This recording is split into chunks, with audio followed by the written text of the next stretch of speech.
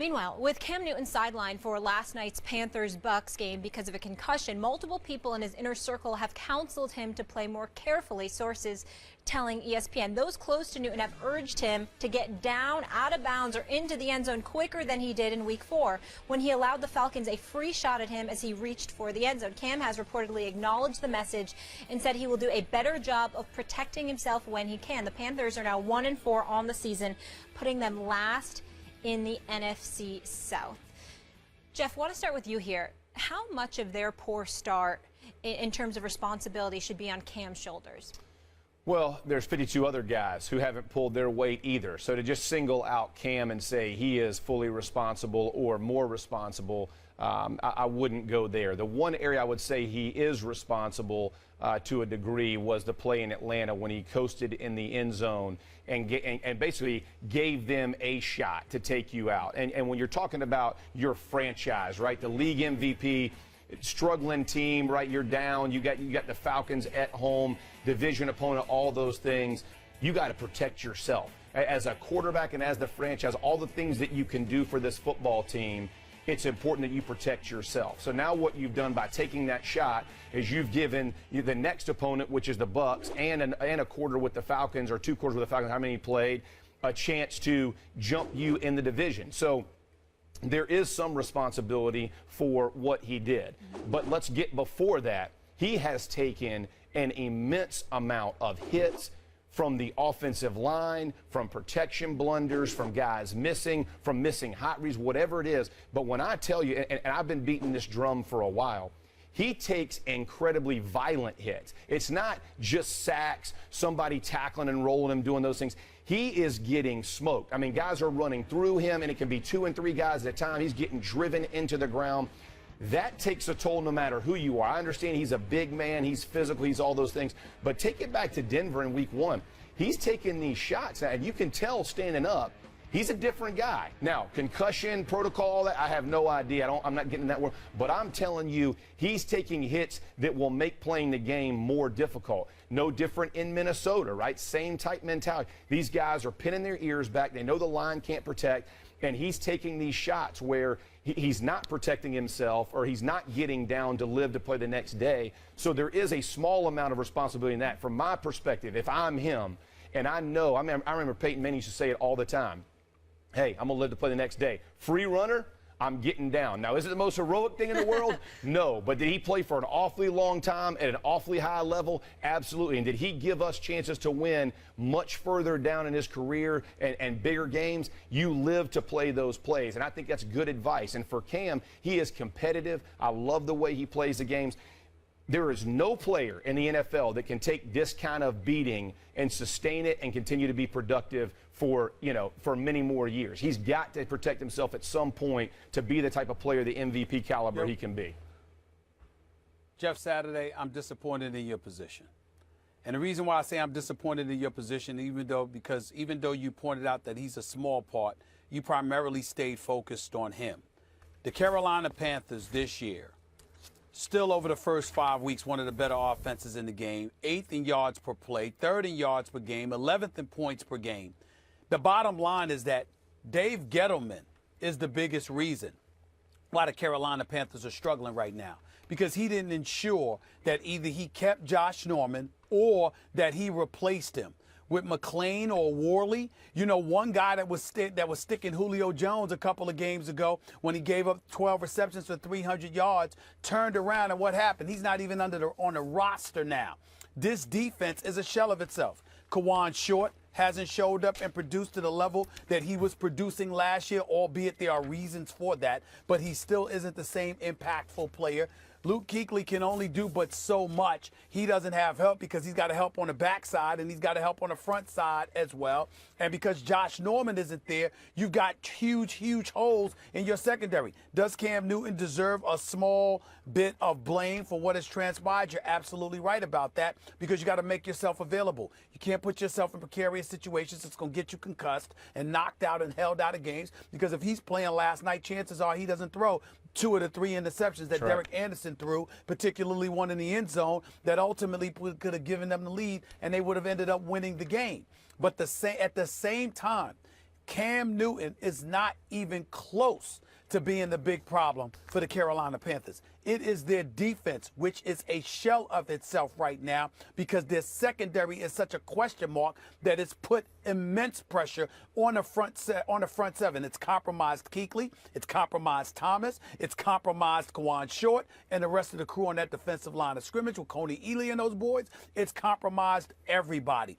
That is the problem with the Carolina Panthers, and that directly speaks to the general manager who decided to offer Josh Norman a contract and then renege on it and pull it off the table because he thought the locker room and all of this other stuff would be better without the guy. Josh Norman's absence is the biggest reason the Carolina Panthers are struggling the way that they've been struggling right now this season because their defense is not the same.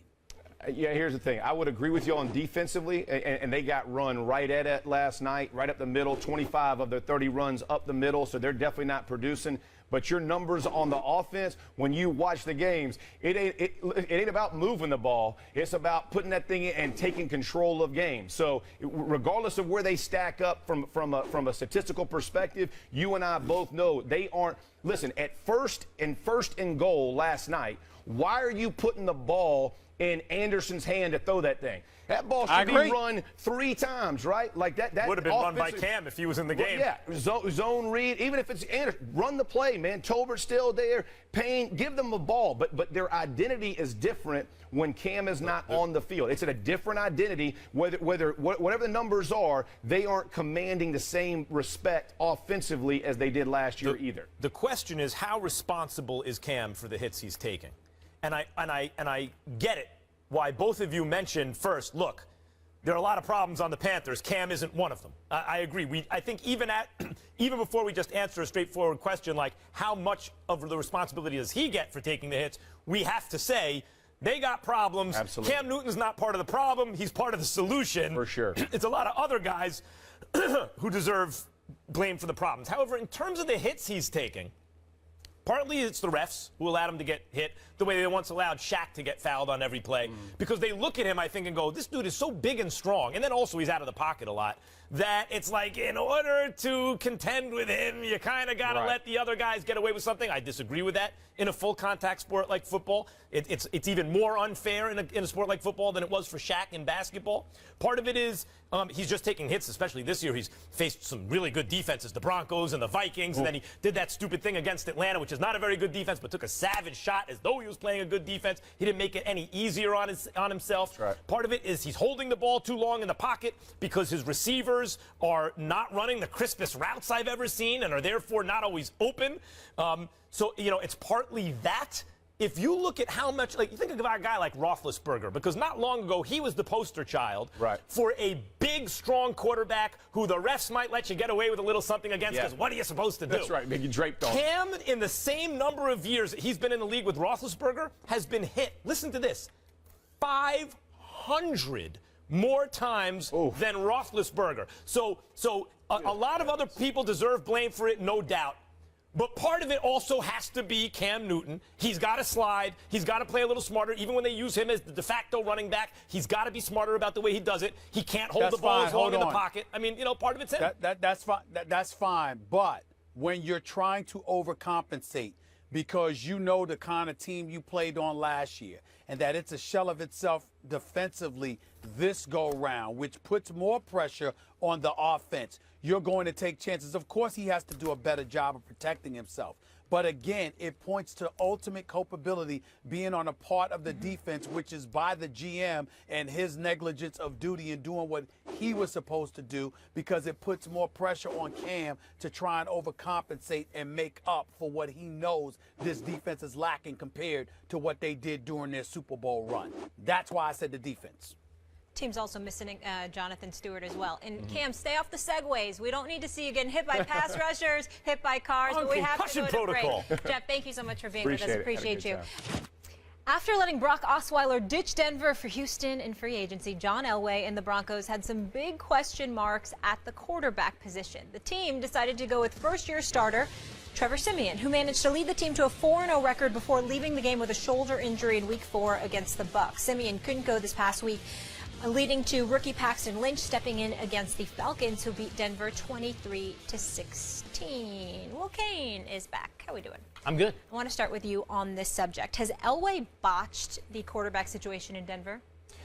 Well, I don't know if he's botched it yet, Molly, but the only thing saving him is 3 good games by a 7th-round draft pick. I mean, we all are living under this delusion right now that John Elway is a football genius who's reinvented football, where all you need is a middle-of-the-road, middle-class, workmanlike quarterback and an amazing defense, and you win Super Bowls. And we're overlooking the fact John Elway is doing everything he can not to be in that situation. Max, look at this. I'm just going to give you the history over the last 2 years of John Elway. Number one, he signed Peyton Manning. Now, when he signed Peyton Manning, are we supposed to pretend like he thought he was just getting a quarterback on his last legs that was going to limp across the finish line and take a Super Bowl with him?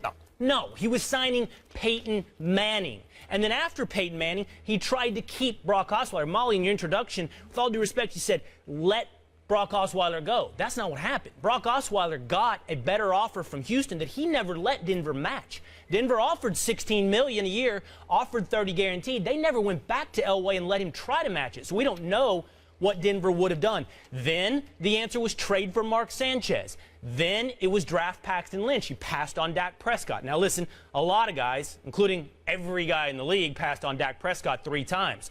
But again, Elway is doing everything he can to find a quarterback. It isn't some master plan that apparently was put in place in April to have some team built around defense and a below average to average quarterback. That just wasn't the plan. And the only reason he's not getting called out for it right now is because a 7th-round pick in Trevor Siemian has put 3 good games together. And once that guy wasn't around, you saw what happened this weekend. You're making the case for Elway.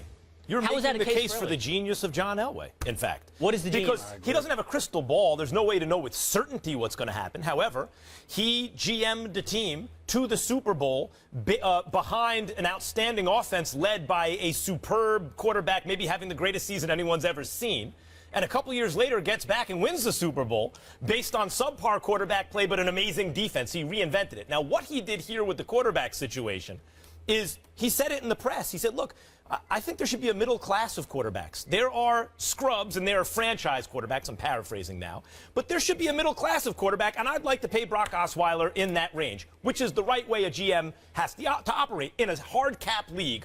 The whole value of a GM primary value is correctly pricing talent. You have to get that right in the draft, free agency, contracts to your own players. And he looked at Osweiler and said, I just can't pay him that much money. I can't do it because he's not worth it. Well, the reason Osweiler left is because they had every indication they were going to pay him as a middle-class guy, not a franchise guy. So he was willing to take that risk. Yes, he was risking the fortunes of the team if he got really subpar quarterback play. But he looked around and said, you know what, we had subpar quarterback play last year, and I think it's a calculated risk worth taking that I can find a good enough quarterback to take over right now. And the fact is, he did it. So reinventing as he goes, innovating, which you like, it seems to me that you're making the case for Elway's value. I don't have the energy today to educate Will Kane as much as he desperately needs to be educated. What I will say to you is this. 2 of the last 3 Super Bowls the Denver Broncos have played in. They're the reigning defending Super Bowl champions. Trevor Siemian, those 3 games that you point to that he played well, the man was drafted 7th round in 2015, didn't throw a single pass in his first professional football season. He comes out this year. He wins 3 games for them. The lone loss that they have is because they had a rookie in Paxton Lynch at quarterback last seen throwing for the University of Memphis. You got Emmanuel Sanders and Demaryius Thomas as your wide receiver. You retained C.J. Anderson. Your offensive line is not shabby. Your defense is arguably the best in all of football. And the corners that you have with Roby, with Aqib Talib, with Chris Harris Jr. is clearly the best trio secondary in all of the NFL. I am quite sure that Will Kane and everybody else can pick apart and nitpick something here or there. The quarterback about John position. This is not an indictment of John Elway as a GM in general. It's his management of the quarterback position. But wait a minute. You two see a master plan that involved Trevor Siemian, a 7th-round draft pick, rising to middle-class status. I see a reaction to continued striking out on finding someone else. Hold on, Max. And what I'm telling you is, I can read between the lines. If you think they're going to win a Super Bowl with Trevor Siemian, maybe. Max likes historical precedent. I'm just telling you, it's such a rare historical precedent for a first-year starter to win a Super Bowl. John Elway might pull it off. He might. But you know what? You could run through a dynamite factory with a lit match. You might make it out alive. But wait, you're still wait a an minute. idiot. You have to hold on, Will. You have to make up your mind what you want to do week to week in terms of dollars and cents and how it might impact the decisions a particular GM makes. If you have a Demaryius Thomas and an Emmanuel Sanders and a C.J. Anderson who you retain so you can prevent him from going to Miami, and you've retained guys while losing a Danny Trevathan, while losing a Malik Jackson, so you sit up there and you say, okay, the quarterback is worth this much. This is what we believe he brings to the table, even though it would have been ideal to keep Brock Osweiler because he's somebody we nurtured and we wanted him to be that guy. If he leaves, the backup plan that we have in place allows us to continue moving forward with the vision we had, which is consistent with what we wanted. So really the only thing to hold against John Elway is if you're telling me under no circumstances should he have lost Brock Osweiler, and I'm not sure how people in Houston would feel about you saying that right now. I don't know. I think it's a straw man argument that he had a master plan. I think, the definition of a dilemma is actually a choice between two bad options. It's not just a hard decision. John Elway had a dilemma. There were no great quarterbacks to be had once Peyton Manning declined. RG3, already hurt. Kaepernick, not ready to play, obviously. Sam Bradford, not considered a great quarterback, and they got a king's ransom for him. Osweiler, do you think Osweiler's necessarily better than Siemian? These were his options. Just to be clear, those weren't his options. Risks. Max, we have seen Sam Bradford play wonderfully for the Minnesota Vikings. That was an option for John Elway. We have seen Dak Prescott perform wonderfully. That was an option for John Elway. The question is this. No, it's not. Yeah, you're saying John Elway managed the quarterback position to put himself in position to maximize his Super Bowl abilities? Right. And the answer is no. No, you're saying... And the only reason we're not having this conversation more readily is because you've seen 3 games from Trevor Siemian. I'm telling you, that's a shaky ground to be on. Absolutely. In other words, the argument hasn't been decided whether or not the calculated risk he took paid off this year, although in the long run not being tied to Osweiler for big money, I think is probably a pretty good bet. But when you argue, well, Dak Prescott was available, everyone passed on him a couple times at least, but he was available. That's less of a diagnosis. Bradford is playing really well and still healthy. Let's see if that continues. All you're really saying is that Elway, in your opinion, hasn't necessarily been proven to have made the optimal choice at quarterback yet of every position. However, for a guy playing on the, on the fly here, trying to make do with the best situation and not handcuff his franchise with a bad contract, I'd say so far the evidence looks pretty good, wouldn't you? I'd say right now, for example, when I came on your show and said they should do everything they can to trade for Phillip Rivers, and you both said that's insane. I said, well, at least Stephen A. said it was insane. All right, fine. I was met with this reaction. There is a master plan in Denver, and what I see is not a master plan. I see continuous reaction to bad circumstances. Maybe, Max, you're right. He's making the best of bad circumstances. But I see a few other examples he could have taken. Bradford, Prescott, whatever it may be. See how it shakes out. You're also assuming Siemian is not better than Osweiler we for have a lot to go, less Max. money. Guys, yeah, we got to go to break. I got to go to commercial now. You know it's bad. But I got to tell you, we got to go to commercial. All right. So if you haven't gotten enough of Stephen A. in today's First Take, didn't get your fix, you can watch him on radio 1 to 3, or listen to him, Sirius XM Mad Dog. And then if that's not enough, tonight, Stephen A. Late Night seems a perfect match made in heaven there. He will be on Jimmy Kimmel Live tonight. We'll give you a preview when we come back. Oh, really? 4 takes, let's shoot. 3 takes, not me.